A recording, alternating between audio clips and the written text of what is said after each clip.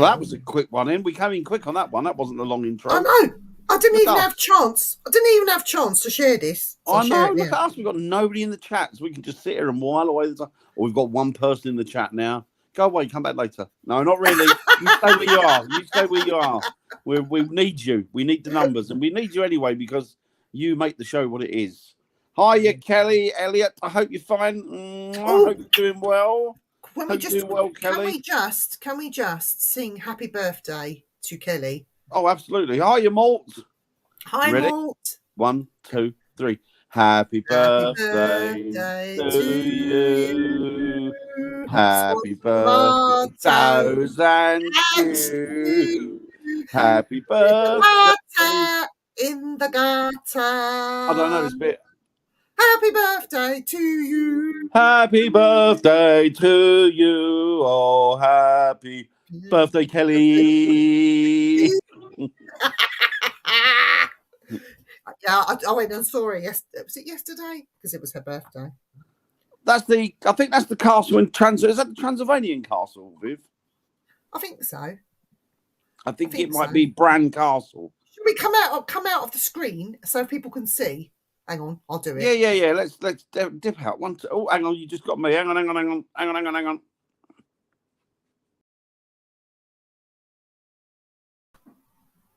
I'm back again.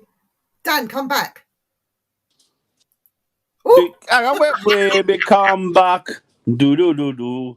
Baby, come back. That's the singing night tonight. It's Christmas. Well, it's Christmas. Can we just share a thought, everybody? Yes, I know where you're going with this. A very, very important man. Well, he wasn't very important, but he was important. He was. You know, growing up, listening to his music, and he is ultimately, I think, responsible for the ska in the 70s and 80s. Yeah, definitely. So we're gonna do our own little tribute to Terry Hall. I hope I can remember the words. Let's just go for it. Ready? You count us in. This town, nothing but a ghost town.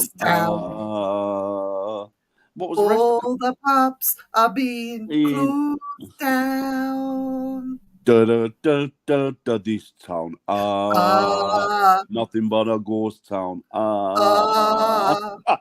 Bands won't play no more. Too much fighting on the dance floor.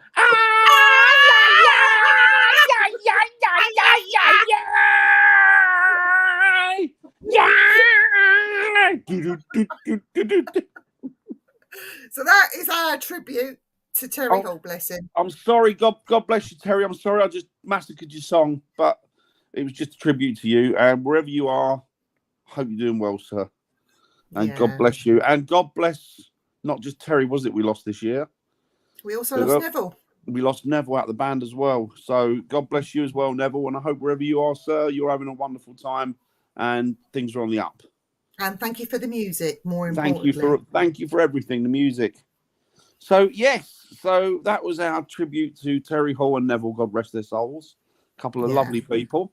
And we'll be sadly missed by not just the music industry, by people of our age group. I was just reading the comments. many years ago, William. Many years ago that happened. So, hi, William.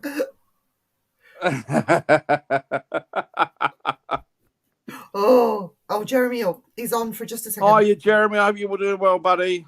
He's a good lad, and he's our Jeremy. He's a good man, is Jeremy. He is, yeah. Thank you, Jeremy. Bless you, my friend. So we're supposed to be talking tonight this week about haunted dolls and toys. And is Santa going to be bringing us some, or is it Krampus? Do you know what? I know that my thoughts and feelings and ideas on haunted toys, or haunted objects in general, are the same as you. I think we come to the same. A lot of our thoughts and ideas are the same, aren't they? Yeah. And I know that we think that objects aren't haunted as such, but they can carry some residual energy of a person or. Let me get my haunted doll down. Hang on. An echo of time. So you're going to laugh at this. So Viv's going to get her haunted doll down.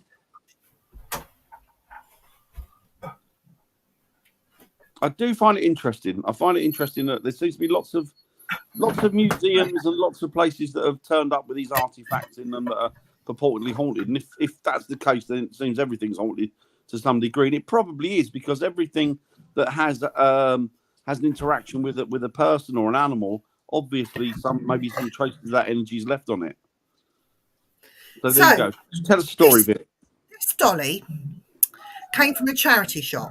Okay. So if you look at her now, she's got a pair of jeans on, she's got a hoodie on, she's got my team's logo on. The Raps logo. And she's even got the thing on the back. She's got a beanie hat on, she's got her hair in a ponytail. We basically gave her a makeover, because when she was bought from the charity shop, she was a Victorian looking doll with longer hair, curly.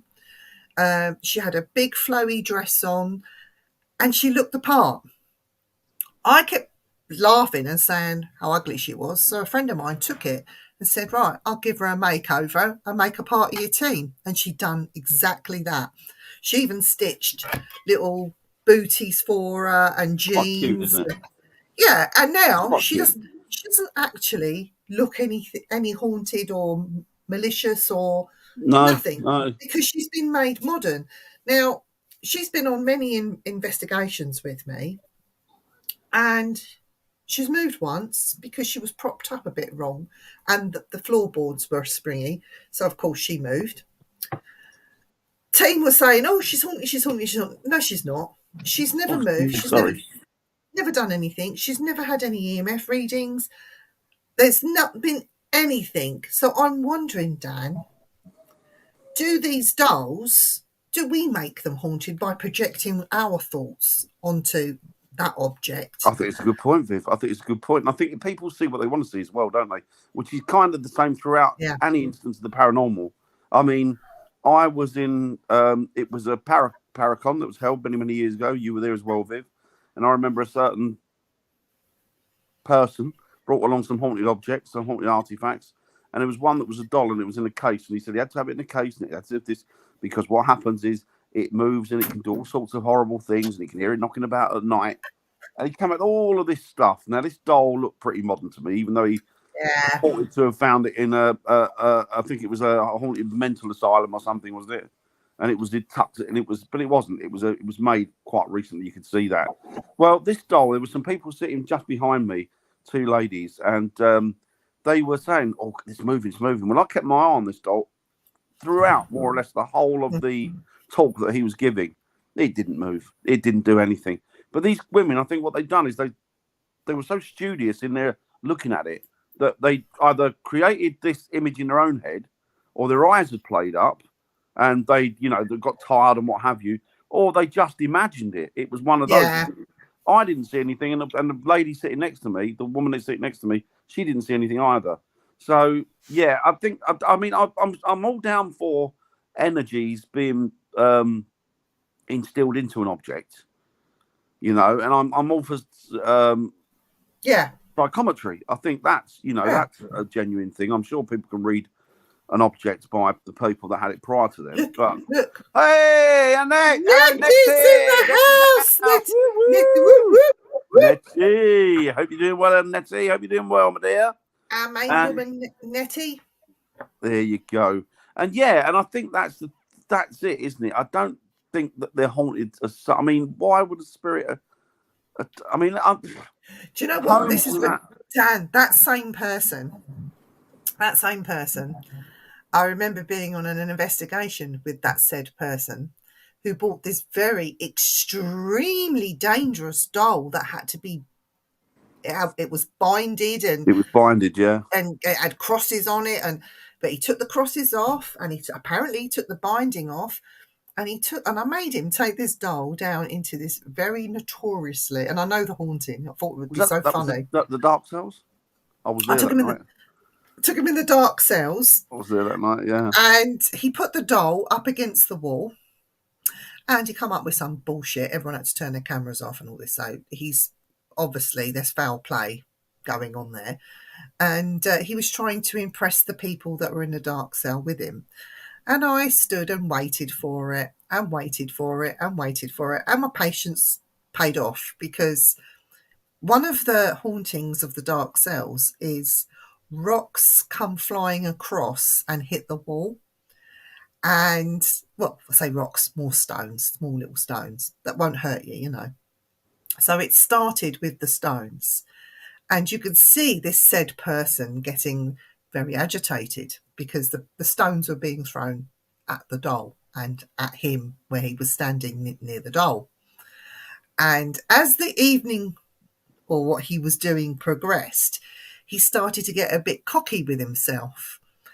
And the rocks, the stones became smaller rocks, which weren't too bad, until the final one. And I'm not kidding you, this rock come flying. It was about this big. It hit the thing, didn't it? Smashed against the wall, and I saw the pieces break apart and fall all around the doll. He crapped himself. Then he started getting scared. He said, "Right, that's it. I think it's getting too dangerous. I'm going to have to take the doll out. The doll's getting too wild." And then I'm thinking, what poo are you actually talking? And so we got everybody out. I was left behind with him while he picked his doll up, and the rocks are still flying. And you know what that bugger did? Bearing in mind how dark it is down there, he ran out there with his doll and left me on my own. And I sort of walked out slowly behind him, pissing myself laughing, thanking the spirits for what they did. Now, I think they were angry with him with what he was doing. Well, he was being very underhand, wasn't he? Yeah, or there was a bit of interaction. I don't think there was interaction between. I knew there was something up when he turned around and said, "Turn the lights out," and then there was banging. And before he asked, the question he asked beforehand was, "Has anybody got the infrared here?" Yeah, and then I turned around to another investigator and went, "You know why he wants to know there's infrared here? Because you can see him in darkness, what he's doing." And he was flicking stones at one point from his own side. Yeah. But them big stones started coming from a totally different direction when nobody was. And then he crapped himself, didn't he? Yeah. And it's like the chains were swinging. Where I was standing, I could hear the chains swinging. I thought, oh, time to move. It was like spirit had gone, "Oh, you want to play stone throwing, do you? Well, get hold of this." Yeah. I think you're right, William. I think William's right what you say as well, that he believes it's the entities in the buildings that... Yeah, I think you're right. Yeah. Yeah, trace energy, but not attachments. Yeah. Like a building. Some people can touch a building and automatically get so much information read off of it. Who was it, Vivian? It's he who shan't be named in public, but I can tell you off air. Voldemort. Shh! The Dark Lord is coming. The Dark Lord is coming. He's just drinking, I don't know, goblin blood or something. I don't know what he's doing. Goblin's blood. Yeah. Is that his Christmas drink? He's gobbling a goblin. Dan. But yes, I mean, but you think, I mean, there's like these antique shops and that people run and that, and they say, well, you know, they have energies in there that come from nowhere. I just think it's attached. It's not attachments. I think it's just energies that, you know, memories that get placed upon them, same as a building does. Yeah. Kelly, you can and Annette, don't encourage him by laughing. Yeah, you carry on. You laugh all you want. Oh, Dan, Christmas. But have you ever had anything from I've had various things that I brought home from or been given by people that purported to be haunted, but I've had them and never had anything from them. I moved into something that was haunted. Got a haunted house. That's different though, isn't it? I think that's different. From the first day I moved in, day one, it happened. And I've had spirit. They must have had touched it or bless you, or the energy or something to be able to throw pots and things like that it has. So it doesn't make the pot haunted. No, by any means. Same as you and I picking something up and throwing it, isn't it? Is that energy behind it? I have got something that is terrible, absolutely terrible, and I got that by accident. And I used to use it when doing circles and things and training people with psychometry, and I would get this thing out. Now it's wrapped up, and I mean it's wrapped up, and it's kept in my jewelry box. But it's a piece of concrete that came from one of the crematoria at Auschwitz. And there was only one person that has got it spot on. You know, the energy from that is just very, very extreme and very strong. There is an energy that comes off of it. It's not a particularly nice energy. It's more sad rather than... So sad could still be negative. It depends how you decipher it, I suppose. But apart from that, there is nothing in my house. Nothing, absolutely nothing. Apart from my crystals, which I've got a few of those, quite a few of crystals. That give off a little bit of energy, but I'm hoping that they'll subside a little bit because one of them is very, very strong that I don't know how to use yet, and I've had to wrap that up and put that away. But and then I have a haunted cat called John. John? Yeah. All of a sudden, he'll go mad, run around the house for 5 minutes. He's staring at the doll. I know he doesn't like the doll. He's not coming in. Come, give it your best shot, he's like. Go on in, John. Here you go. Sniff her as much as you want. There we go. Think you're haunted, do you? Have some of this. Do you know, if I could take this cat ghost hunting with me, I would, because he'd be so funny. He would be funny. Especially when he has his mad 5 minutes. William says, is the cat haunted or demonic? I think a bit of both, isn't he? I think it's a bit of both. But yes, I don't know. I mean, I don't know. I mean, think about it. I mean, if you think about it, then, I mean, like, a lot of stuff gets recycled, doesn't it? Toys and what have you. Yeah. So the materials in those toys that have got energies attached to them, have got some form of energy imbibed in them. Does that carry forth into the next incarnation? If that's the case, then Dan, we need to be investigating a charity shop, because the actual activity in the charity shop would be off the scale. Wouldn't it just? You know, it's like a friend of mine years ago, God rest him, he was killed in a car accident, and another friend of mine unknowingly wanted a back window for his car, and he wanted something else for his car. A windscreen. Something had happened. He'd had an accident as well, not a bad one, but he needed his car. So he went and got to the scrapyard, and he got the bits off of a mate's car. They didn't know were off his car because they were still intact. But as far as I know, it was nothing haunted about that. Yeah. You know, there was no activity from that. I don't know. It's weird, isn't it? It's like, where do you draw the line? I know. I think people get a bit carried away with it for ego. Yeah, I think you're right. I think this sort of thing, I'm sorry, American guys, I really am sorry. It's not everybody, before you all moan. It's just a handful of people that they plant this little seed, right? I blame the Warrens for this. They planted this seed with Annabelle. And from Annabelle, it went quiet for a while, for many, many years. And then all of a sudden, the story was picked up again. Haunted dolls, haunted this, haunted that. And I think it is ego. And I know that, and I'm going to mention his name, John Zaffis. I like John Zaffis. Right? Yeah, I do. Before anything is said about him, I think he's a great guy. What he's doing is he finds these things that are holding an energy for whatever reason. And I think it's not paranormal. These guys in the houses have got it into their heads. Oh, I can't have this thing in the house. If it's in the house, all this stuff's going to happen. It's all psychological. It's not actually haunted. So he takes the thing out of the house. I put him in my museum. How's your house now? Oh, yeah, it's settled down. Again, psychological. When you want your thing back, let me know and I'll keep it in my museum. He's always said that he'll give items back. People say, don't want it back. They've given it to him for whatever reasons. But a lot of it is psychological. And it makes me wonder, Dan, how sane are these people? No, seriously. How sane are they? The mental health is... I blame TV as well, because I think we have the same sort of thing going on over here, but in a different kind of way. I think what we have is it's like monkey see, monkey do. I like that saying.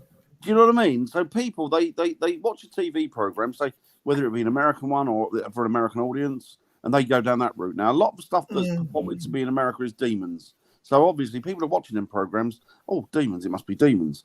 Over here, we have things like, I don't know, succubuses and stuff like that. So all of a sudden, it's, oh, well, you do it this way because that must be a succubus, that must be an incubus, that must be this, that must be that, or is this, because they're in their head. They're doing it properly because they're doing exactly the way the TV show programs them. Yeah, and it does. I mean, there's a reason behind something called programming because it programs you. That's why exactly. That's why they're called programs, because they program you. People don't realise a lot of them, and that's it. I think that's it. People are programmed into following this. Oh well, this is the way they did it. It's the way John Zaffis did it, or this is the way that Yvette Fielding did it. So it must be right. And that's, and before you know where you are, you've got a whole generation of ghost hunters that can only do it that way, and then they pass that down. People don't do ghost hunting like they used to years ago. It's not properly done anymore. Yeah, exactly. Good point. That is a good point. Exactly. I'm not saying there aren't good ghost hunters out there. There are plenty of ghost hunters who must suck your bums to Oh, I love it. But that's the thing, isn't it? I think people are so... I'm not saying... I mean, there's a lot of good ghost hunters out there, but a lot of the way I watch people doing it and think to myself, you're not doing it properly. Not that I'm not saying that I'm any kind of expert. I'm not by a long shot. It's because they're sucked in. No way am I saying I am. Yes. Is it because they're sucked in by TV, though, Dan? It's because exactly what I'm saying. They follow TV, and it's like, this is the way it must be done. And they see, I've seen so many people running around screaming, shouting, banging, and doing it, and you think you're never going to hear a spirit if it's here, because you're jumping at the wrong things. Sit down, be quiet. If something happens, no matter how extraordinary it is, just don't scream. Just take a few seconds to digest that information and what you've seen. Calm. Mind you, that didn't happen last Saturday with a certain young gentleman called Jamie, who's not here tonight. It didn't, did it? He actually jumped, he screamed, and he sort of fell back a few paces. He quivered like a little bitch jelly. But that was nice because we wasn't investigating. We were looking at some leaflets. We were talking about the Titanic exhibition. And just as I was putting the leaflet back, I just turned my head for a second, put the leaflet back where I was getting it from, and it happened. And then when he told me what happened and the look on his face, I just lost it laughing then. Panic, didn't he? It was panic. But again, and this is another thing. Are they panicking too much about these inanimate objects, Dan? They are. I think they are. I sit there and I watch people, and I'll guarantee you that 99% of the time, nothing's happened. Or if it has happened, it's completely environmental or it's just natural. But they jump into the, it's like, calm down. Even if it is paranormal, calm down and then go at it calmly. Here's a question for you, Dan, and people in the chat. So if an inanimate object, this little baby, if she can be haunted, right, those that believe in haunted dolls, or don't believe in haunted dolls, how does it work with a Ouija board? Because that's just a bit of wood. Yeah. Right? So if you've got a bit of wood or a plastic dolly, why do people put so much faith in these things that really aren't going to give you what you're looking for? I have no idea. It's like the whole thing with binding the spirit. I think you're pretty arrogant if you think you can bind a spirit. Oh, yes. If you do, I can bind this energy and I'm going to tie it to this, I'm going to tie it to that, I'm going to tie it to the board. No, you're not. You're really not. That you think that these things are all powerful, ethereal, and they come from beyond the veil, and you think that a few words that you throw about, or you can No, you can't. It's beyond your abilities. And for you to think that it's within your abilities is a form of arrogance. You're deluded, yeah. If you bring a doll into exactly, Nettie, exactly. So this is my other gripe. Okay, we're having a right old gripe tonight. These investigators that go into these places and bring these haunted dolls, Ouija boards, whatever, don't do their research and do not know anything about the haunting because they like to go in cold. And they've sat for 4 hours in the wrong room where a replay has taken place elsewhere and they've missed the whole thing. Now, these things are not going to interact, not with your dolls, your toys, your paranormal equipment, not anything, if you're sitting in a haunting setting that's got a residual haunting. They won't interact with you. That's not going to happen. People do not do their homework, their research, or they're not educated enough to be doing it, which is why I always used to go with people that knew, and I learned from them over the years. What do you think about that, Dan? I think the same as you. I think a gripe I have as well is when people go into a building, and I've seen it on TV, this room is haunted by a man that does this. This is the scullery. This is haunted by a woman who does that. It's like, what? So they can't move around then? So they're stuck in that room forever, are they?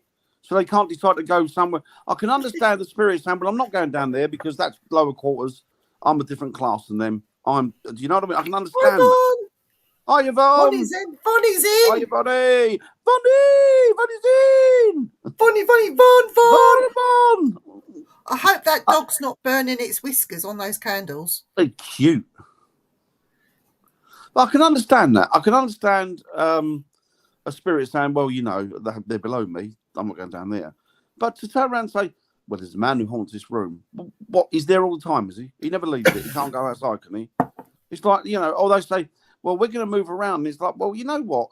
I have a problem as well when people say, we're going to go to this room because we're going to see if we can contact spirits there. Well, if a spirit wants, it can move to you, I'm sure. You don't need to be in a certain route to contact that spirit. They can move around, you know? You mentioned it just briefly about certain rooms. Now, certain rooms can be dressed to look like something else. For example, There is one room that we know of that is dressed to look like a schoolroom, which wasn't. And then you get people go in there, oh, I've got beef with a headmaster that was here. It wasn't even a school. No. Ridiculous. No. There was a particular parapsychologist I thought was brilliant, actually. And he looked at a haunted building. And he could tell you, right, it's brilliant. And I'm not saying I agree with a lot of parapsychology. I do agree with a lot of what they say because, you know, they're the boys and the girls for the job. But he could tell you by the way that a room was coloured, the paint on the wall, whether somebody would perceive that to be the haunted part of the building or not. So somebody took into a building, he went, that's haunted part of the building, that's haunted part, because that colour there and that colour there, so they put the people in there and they did a test, and people considered those rooms to be haunted. And he went, you told us that beforehand. He went, it's because of the colour. Yeah. The colour and the shape of a room can dictate how you feel about it. And you think, you know what? Absolutely. Now, I believe in spirits completely. We've seen them. Do you know what, Dan? Never paint your kitchen yellow because yellow gives you headaches. It does. It does, like the one in Only Fools and Horses where they painted that. Do you remember the golden lotus, and they painted it yellow and it was luminous? He painted his mum's statue in the graveyard with it, didn't he? It's fucking brilliant. Sorry, I shouldn't swear. There's a lot of nonsense with Ouija boards. Sorry, go on. I'm sorry.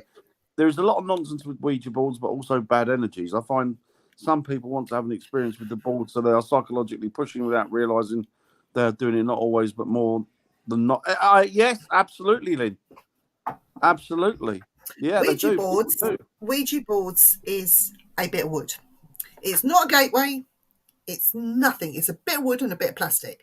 What the thing is with a Ouija board, it's the intent you put in it, and it's the people sitting round the board.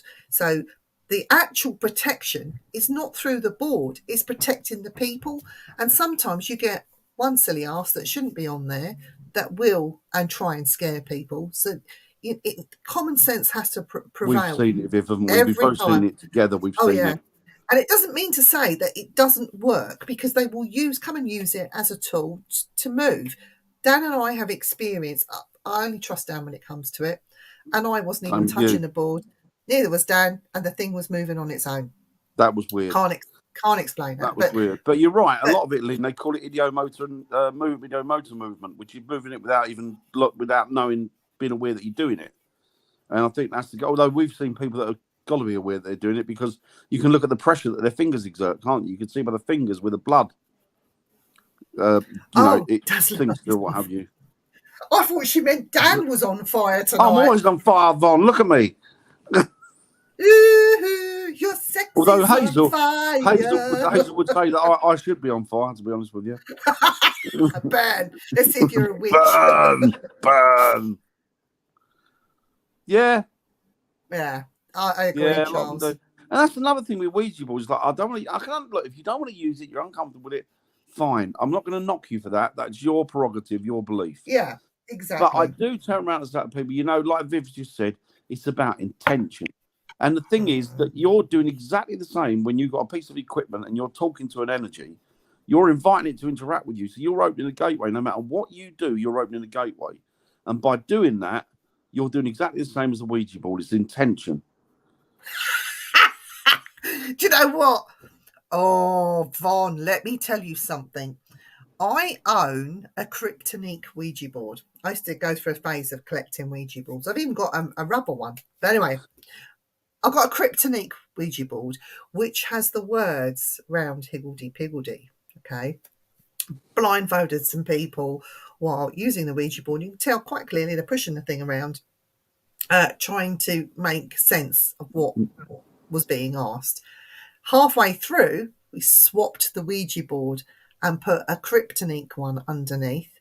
And what came out of there, where you were getting some sentences that made sense, you were getting absolute gobbledygook, because they didn't know what was underneath the planchette. Yes. So it was a very, very good experiment. And I love Kryptonic. A lot of people don't like it.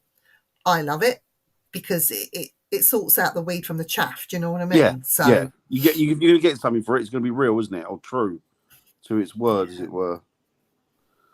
Yeah, thanks, Von. So are you. Mwah. Rubber items, Viv.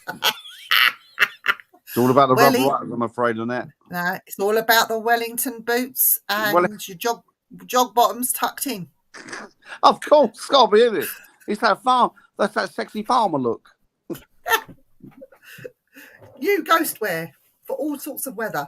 Oh, I know that's a day reserved for certain people on paranormal investigations. I love it. I don't care. Keeps you dry and warm. It doesn't matter, does it? No. As long as it's not haunted, you're all right. What about Christmas hauntings, Dan? Oh, Christmas haunted objects that you put on your tree that you've had for millions of years that come down from your great nan. I've had nothing. Have you not? No, nothing like that. I've got nothing here that's. I mean, I've got stuff that is purported to be, supposedly haunted. Not on the tree of that, but like stuff, but nothing that's I've seen anything do anything.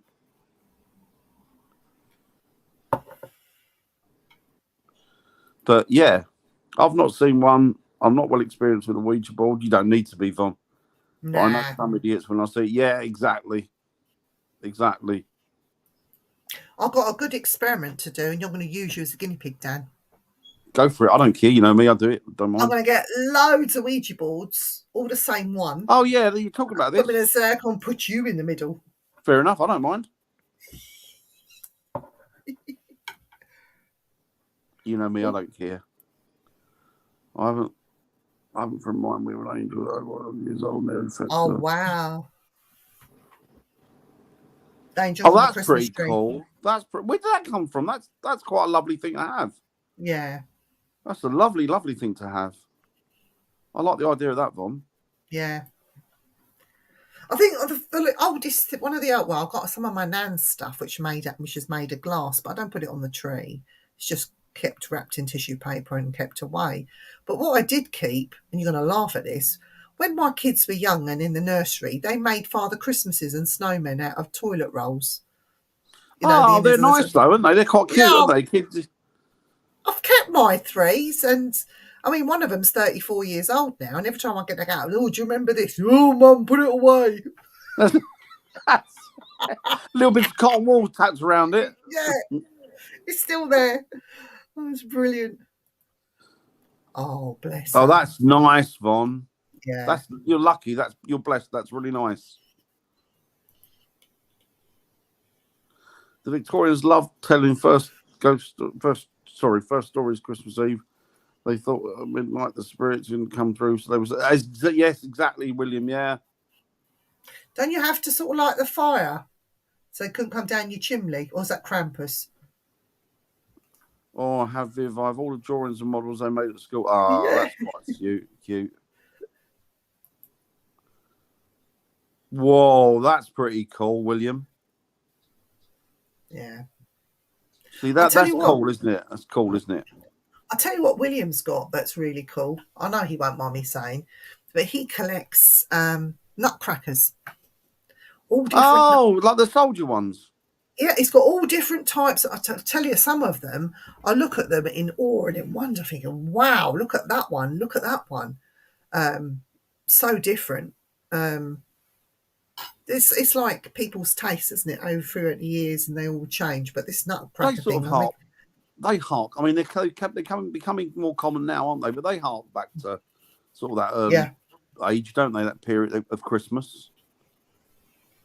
Yeah, I adore the nutcrackers. I was going to be rude then, I won't. Yeah, I was going to say lesbians, but cracking and I nuts. can say that because my mate's one. Go on. Oh dear. So Christmas ghost hauntings at Christmas, or Christmas ones reported at Christmas. Do you know of any, Dan, in England? There's a village up near us, actually, not far from us, called, it's probably quite a few of you might have heard of it. It's called Cold Christmas. It's about a mile from me. It's not very far from me. It's Hertford. And Cold Christmas has got a very haunting story. Pardon the pun. But the story goes that, well, it's not a story, it's actually factual, that around about the mid-Victorian times, there was an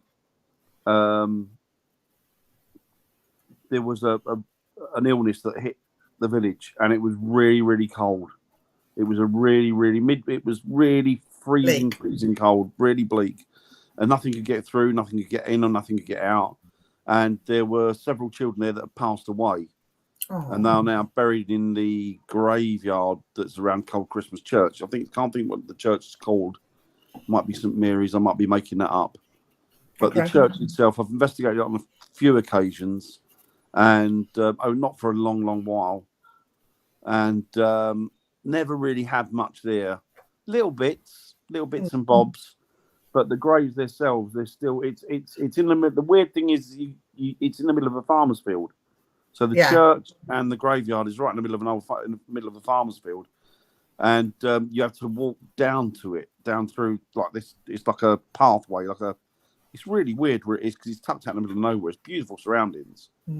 And that is said to be activity there around about the Christmas time period and stuff like that. But I've never been there at Christmas. I've just been there year round when we've had the opportunity or when I fancied it. But yeah, there's lots of them around, aren't there? Lots of different ghost stories. That's cool. No, they're not, Von. Take it easy, William. I'll speak to you soon, William. Speak to you soon, William. Take it easy. I have one doll that is handmade in silk. Even the little fingers are all individual. I think she's about 120 years old. Wow. That's cool. That's cool. See, I love things like that. Things like that are that old. You think of the kids that had them that grew up to be, where did they end up? Where did their lives go? But 120 years ago, you had to be rich to have a doll. It was just a stick and something like a wheel or something that you used to beat and run around the street with. And that was it. Yeah, the kids had nothing. Poor kids. Yeah. No. Had nothing. I remember my mum telling me about when she was a kid. Like, she was poor. I mean, that's going way back. I mean, she'd be 100 and something now, I would imagine, my mum. She'd be really getting on. And I remember her telling me she had things like a stone with a face on it and a bit of cloth around it. So it was a doll. Really? She thought this was the greatest thing. And at Christmas, getting like a satsuma or an orange in your stocking and stuff like that, because they didn't have it. They were poor, you know. They didn't. My mum used to put a satsuma and an apple and some nuts and some other stuff in there. There you go at the bottom of the stocking. You go, eeh! Yeah, my mum used to do it to me, and I remember saying to her, I was about 7. What's this? A bird feeder?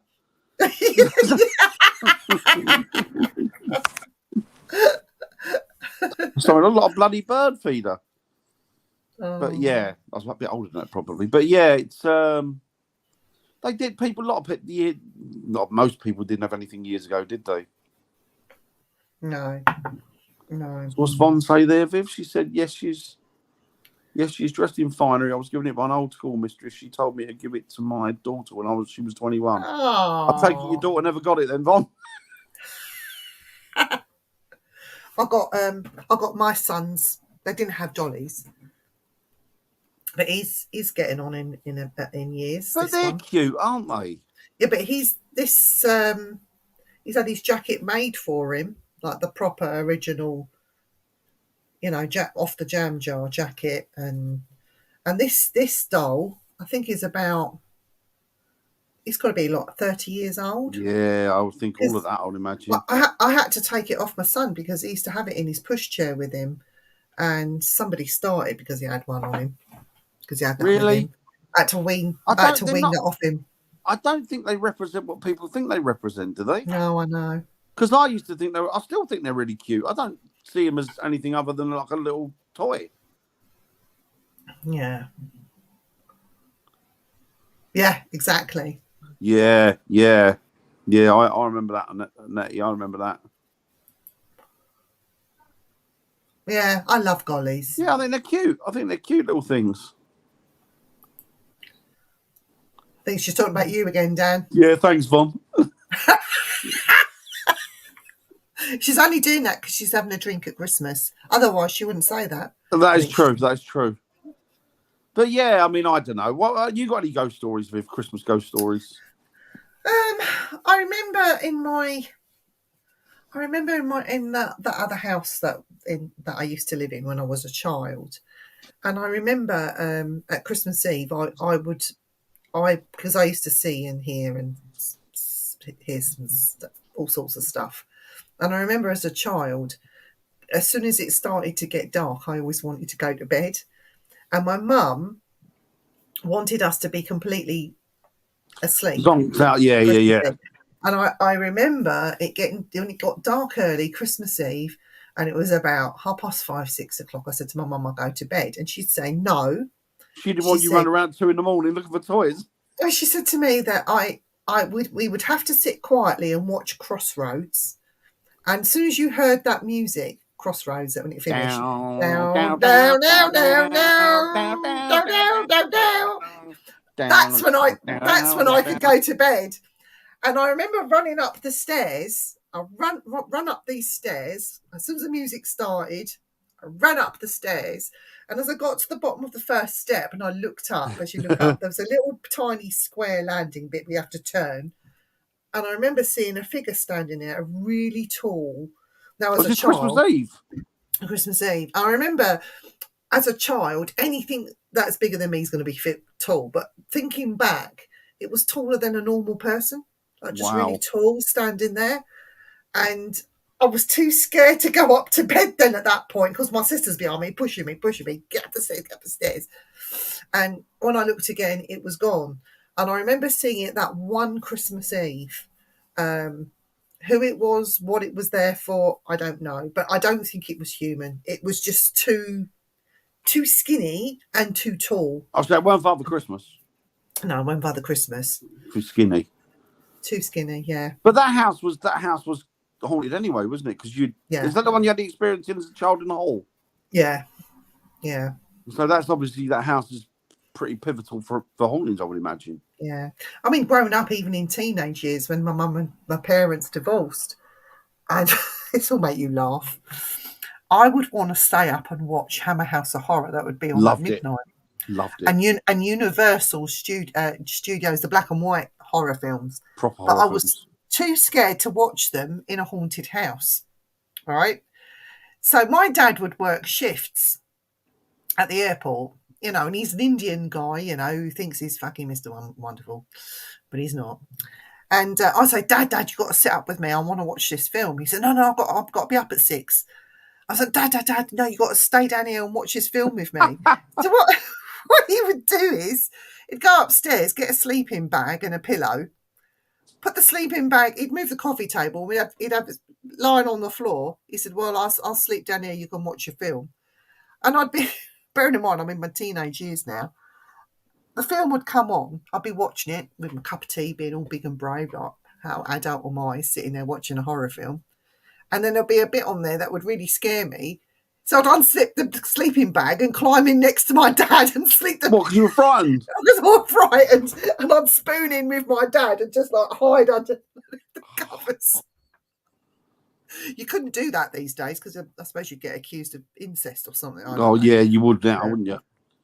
But my dad didn't know anything about it because once my dad's asleep, nothing wakes That's him it, up. he's out for the count. Yeah. But I'd scare myself because I knew what the house was. I wanted to watch the horror film because all my mates at school were watching them. And yet you've got to live in that house. And then you got to go to sleep in that house. So I'd get in the sleeping bag with my dad to watch a horror film. Sounds awful, doesn't it? All very innocent. Of course it is. When I gave it to my daughter, Ungrateful Bug, I said you can put it in the loft for the oven. She's freaky. Oh, that's all right. You get to keep them on. And that is what matters. So Lynn says, when I hear the ITV news music at 6 p.m, it reminds me of the music for the news at 10 when I was a kid in the 60s. It makes me go to sleep because I was made to go to bed. Oh, that's quite cute. That music goes do do do do do do do do. And they said the bell, didn't they? News tonight, someone dies. Dong. His name was Terry Hall. Dong. Country's in the shit again. Dong. Dong. Prime Minister's a moron. Dong. Dong. We'll bring back memories.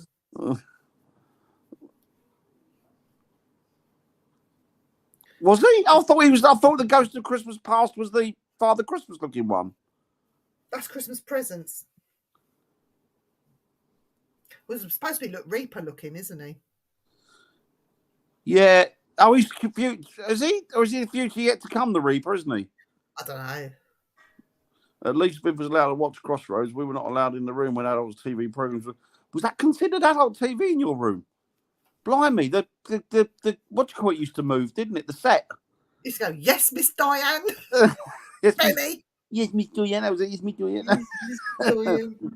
Yes, Sandy, do you remember Sandy? He was the lad in the wheelchair, wasn't he? Yeah. And Meg Mortimer. Meg Mortimer was that she owned it, didn't she? She owned it, Who was the guy? Mr. The suave one. I can't remember his name. Dan, stop it. You're making... We go to sleep. His name was David Hunter. David Hunter, the suave, sophisticated one. David we have that Hunter. effect on people, Lynn. We do. The show makes them go to sleep. Yeah. We're supposed to be talking about haunted dolls and objects, but we're talking about the news at the minute going dong. Dong, dong. Yeah. So Von says the adults came in and we had to go out. The children should be seen and not heard. Yeah, I remember them days. Do you know, I remember coming downstairs one day. I must have been about 7 or 8 years old, and my mum was sitting down with a cup of tea. I was supposed to be in bed after Crossroads, and something had happened in the room, or I don't know. But I come downstairs, I snuck downstairs. My mum was really strict. And I remember looking over the banister into the living room because all the doors were open. And I could see that woman doing that. And I heard bing, bing, bing. Oh, how unexpected. Roald Dahl wrote those, didn't he? And I used to see the red flames at the back of this woman doing this. And it scared me, so I'd run back upstairs and get under the covers and hide. Though some of them were creepy, weren't they? Yeah. Some of them were just, they were brilliant though.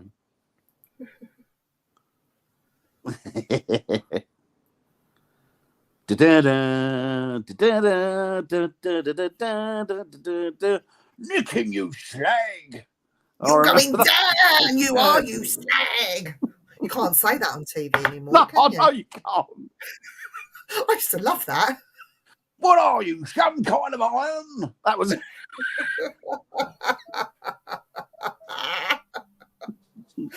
Oh, I used to dear. love the Sweeney when I was a kid. Did you? Carter, wasn't it? Carter and what was Dennis? Regan Regan and Carter. Regan That's and right. Carter. See, the Sweeney wasn't really sort of my era. It was more, I could be so good for you. For you, I wanna hear. Oh, I love that. Like you want me to. I'll be do so anything good for you. Write the theme tune, sing the theme tune. I'd be so good for you.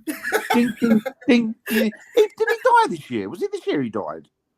I think he did, didn't he, Dennis Waterman? Yeah, it was this year he passed, wasn't he? Yeah. I thought he was a lot younger than Rula Lenska, and they were married, weren't they? Yeah, he was. Yeah, Rula Lenski. Yeah, she's still around, isn't she?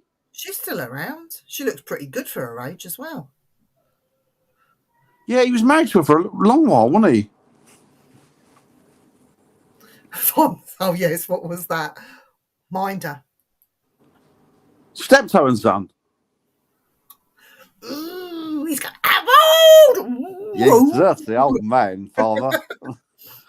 So tell me, father, I do not like the way you're behaving. No, you did in your first round here. Harold! I'm an old man, Harold.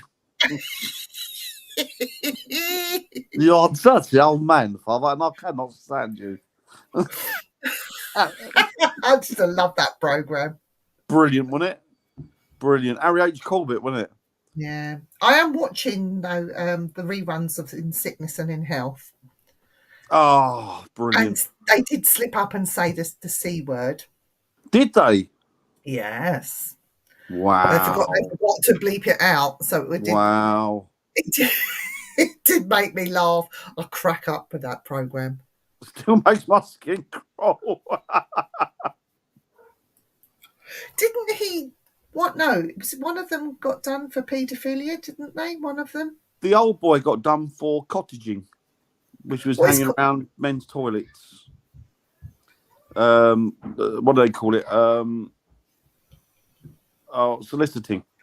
Is that what they call it? Cottaging. Cottaging, yeah. That's what George Michael got done for, wasn't it? Cottaging. Well, I don't know what they call it in America. Over here, they call it cottaging, don't they? I call that just hanging around outside a men's toilet. Hanging around outside men's toilets, seeing where the big knobs hang out. No. Yeah, hanging around men's toilets. We are talking about George Michael, yes.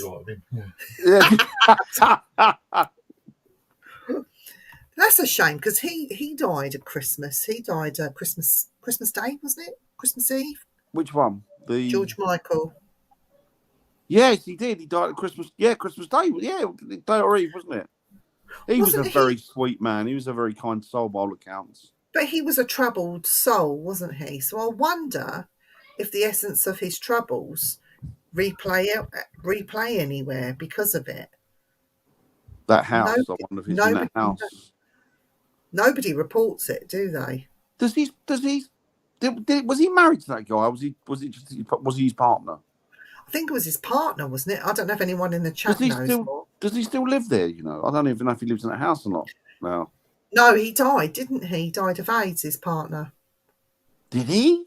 Yeah. Years before. I didn't know that. Yeah, his partner died of AIDS. He'd had an argument with some. They said that they think there was, because there was a little mention of bit foul play, wasn't there, or something to begin with. The police thought there was something a little bit suspicious, if I remember rightly. But it was. Then you never heard anything of it, so obviously it wasn't anything suspicious. No. But yeah. Yeah, but I wonder, like these hauntings don't stop just because of Christmas or because the weather's cold. No, exactly. And you got to think as well. I mean, a lot of the hauntings that would happen when the Gregorian calendar came in, when it changed.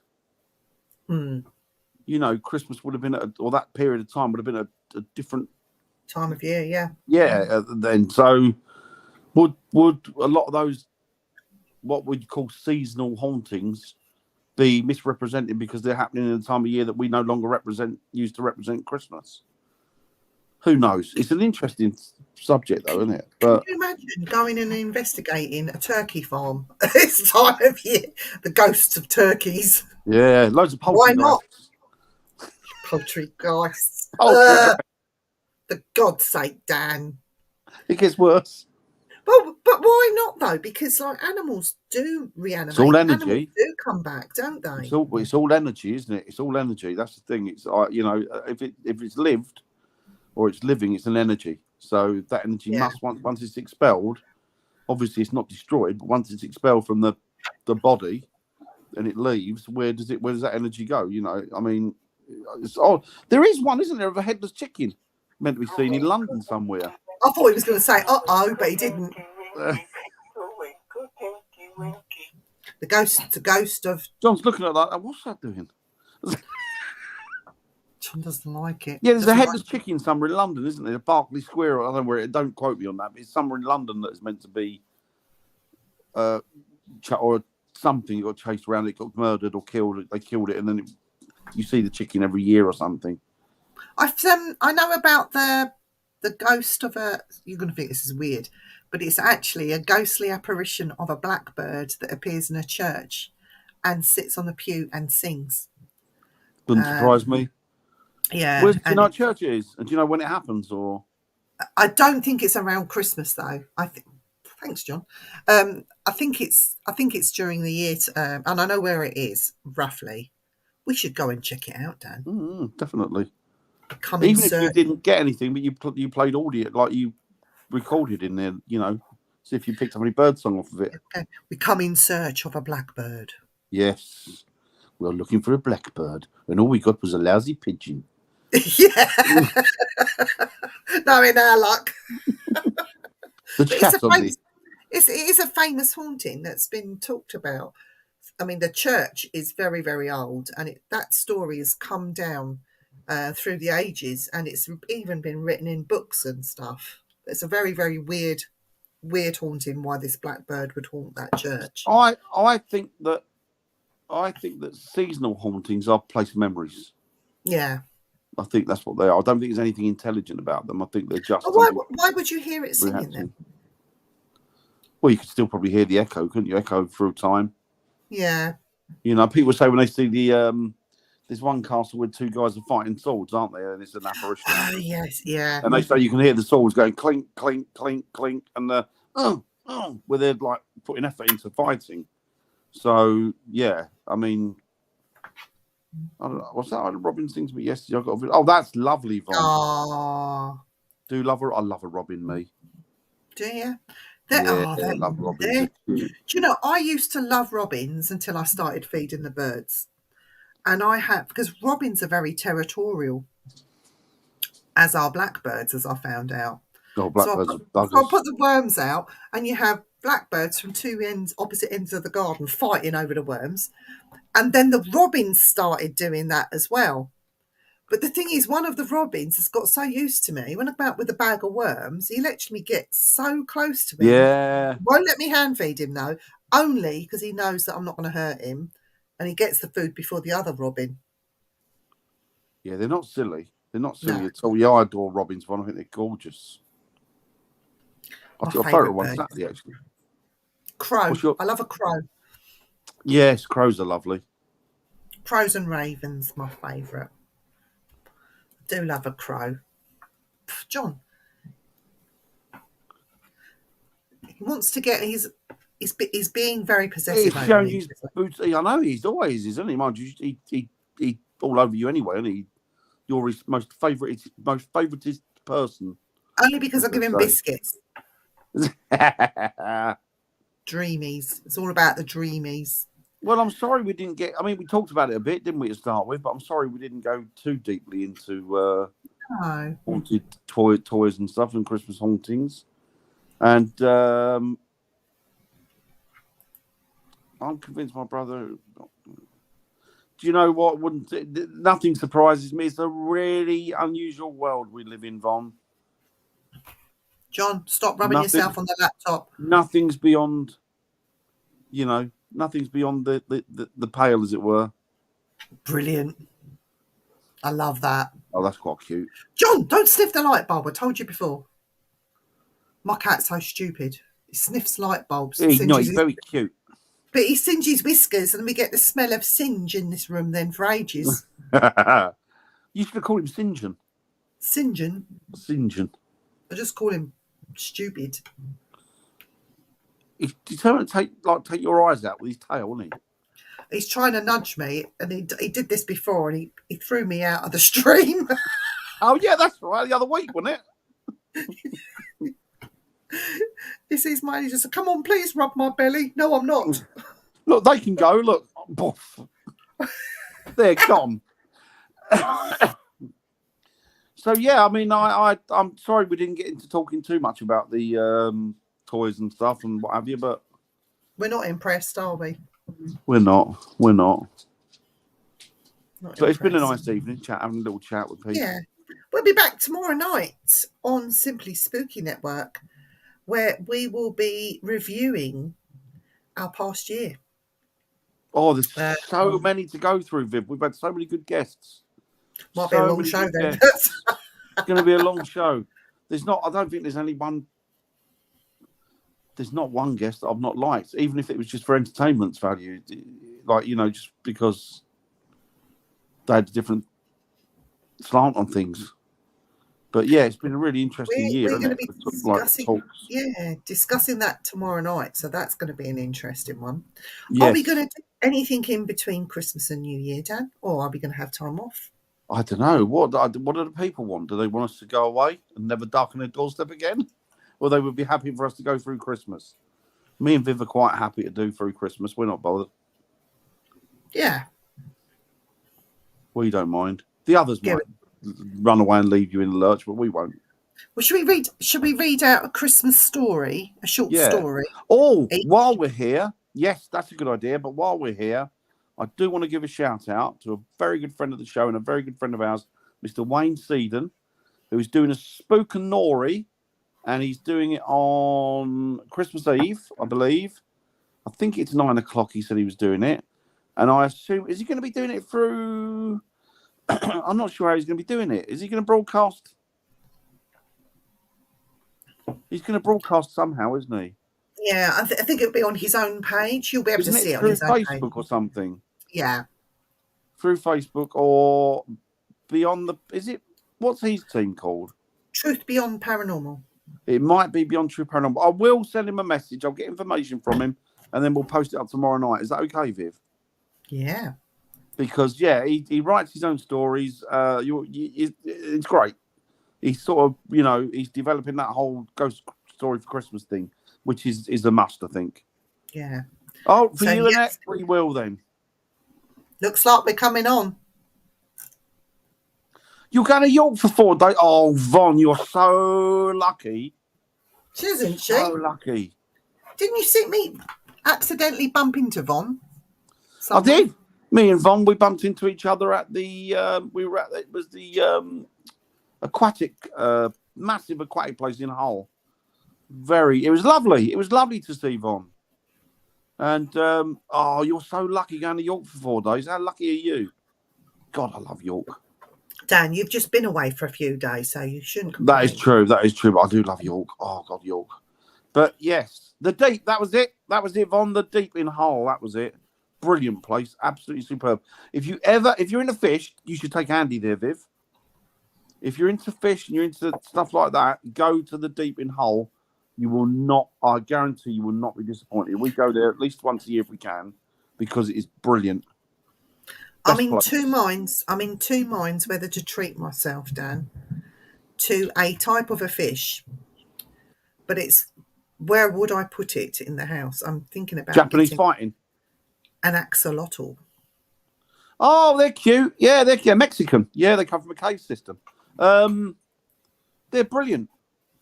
They're brilliant. I love them because you can. They start out like a fish, and then what happens if you can put estrogen in? Is it estrogen?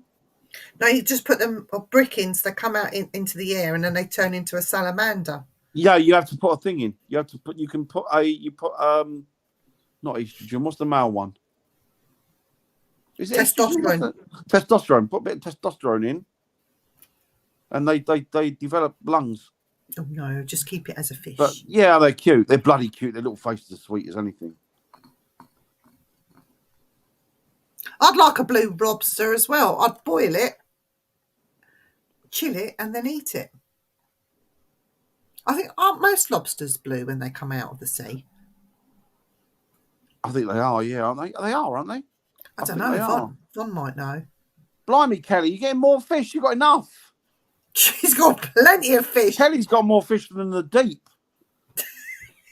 And they're big ones. They're not little. They're beautiful. Either. Kelly's got a beautiful. Her and her partner have got a fantastic collection of fish. Oh, you can do that. Eat a blue lobster. Oh, you can't do that. Why not?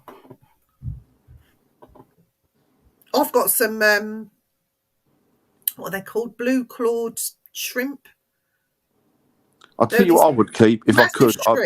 Massive shrimp, but we don't see them. They hide away, so it's pointless getting them. I'll tell you what I would have if I could. It'd be a nightmare to keep them. And you would really need to know what you're doing. And unfortunately, I don't. I would like to keep some of those moon jellyfish that you find around the coast of Britain. Oh, yes. They're stunning. Pet snails. You want to see this? Snails are cool. What ones you got? You got the Africans or have you got the South Americans? He was looking up at you lovingly then. Oh, John? Yeah. John. He can't hear Love you, John. Oh. Hang on. Is it there? Yeah, is it? Love you, John. Love you, John. John, I love you. He's thinking you silly ass. I bet so are the listeners. Everybody else thinks I'm a silly ass. John, yeah, cool. The Christmas display was very brilliant, very good. Kelly. Absolutely fantastic. Loved it. You haven't seen it? There's pictures up, isn't there? Oh, is there? Oh, I don't know. Yeah. I think there's pictures up. Yeah. Cool. So, Dan, we'll be back tomorrow. Tomorrow we'll be back 8 o'clock tomorrow, aren't we? 8 o'clock, Simply Spooky. We will be coming back in between Christmas and New Year. Thanks to Von. Thanks to Von. We'll put out the posters as and when. We'll read a story. We'll just talk about our Christmas presents, what we got, if it's any good. I've got your Christmas presents here, Dan. I've got yours here as well. I'm not going to give them to you unless you're a good boy. Oh, you might as well keep them then. I'll give them your presents to Hazel. Yeah, you might as well. That's everything else I've got. Bless her. Oh dear. Yeah, so tomorrow we'll be back at 8 o'clock and we'll be chatting about about our past guests. Christmas is gone. Yes. So thanks, Charles. I hope you're doing well. Yes, and you, Charles. Just take care, everyone. If you are out investigating over Christmas, wrap up warm, take care, but most of all, use common sense. Last words, Dan? Wherever you are in the world, make sure you take care of yourselves and have a safe, great Christmas. We'll see you before that anyway. But just enjoy it and look out and look after each other. And don't judge each other by the politics. Judge each other by the type of person you are. Take care, everyone.